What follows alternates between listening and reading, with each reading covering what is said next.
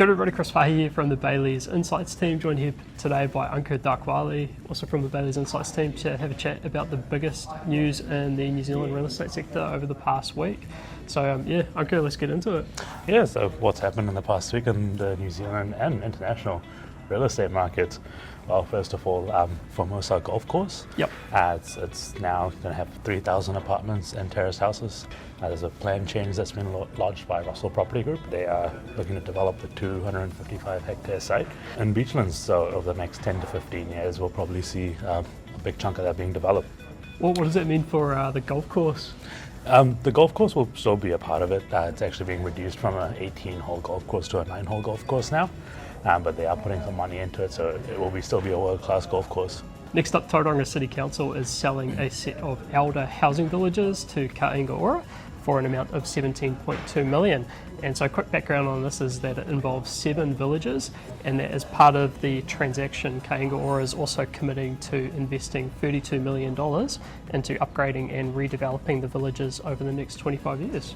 Over to you, Ankur. Yeah, so MBIE annually makes changes to the building code, and as part of this year's changes, they're proposing to reduce your hot water temperature down from 55 degrees to 50 degrees.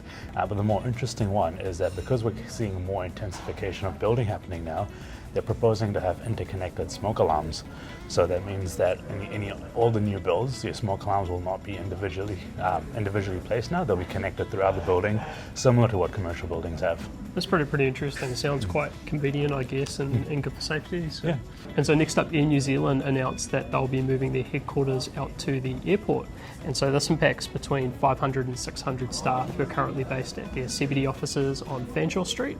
And this change is likely to occur around 2024 once they've constructed the new space. I guess background to this would be probably like a lot of other organisations, growth in hybrid working with more work from home. I guess just generally they're a smaller business these days as well, post-COVID. So taking the opportunity to pull their staff out to the airport. Now looking at the international markets, our global partner Knight Frank recently put out an article that said that in the APAC region, they're noticing more people moving back to the office.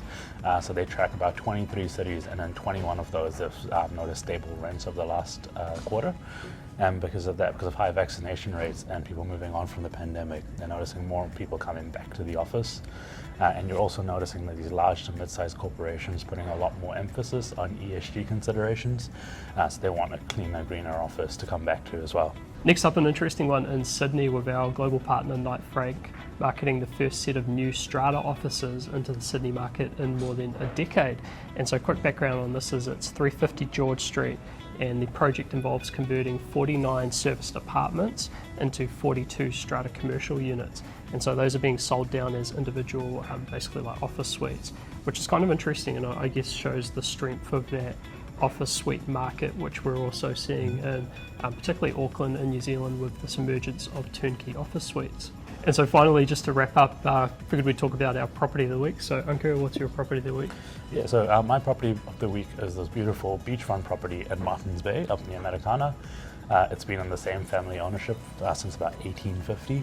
So it's a great beachfront property. It extends out. It's about 5.6 hectares of land right on the beach. And if you want to learn more about it, please get in touch with Kelly Bissett from our Americana office. And then finally, so my site, property of the week, is a prime land holding that's just gone up for sale in Mount Maunganui. And so it's about 2,000 square metres, 8 to 10 Hinau Street. This property is zoned high density residential, good flexibility around what a developer might do with it.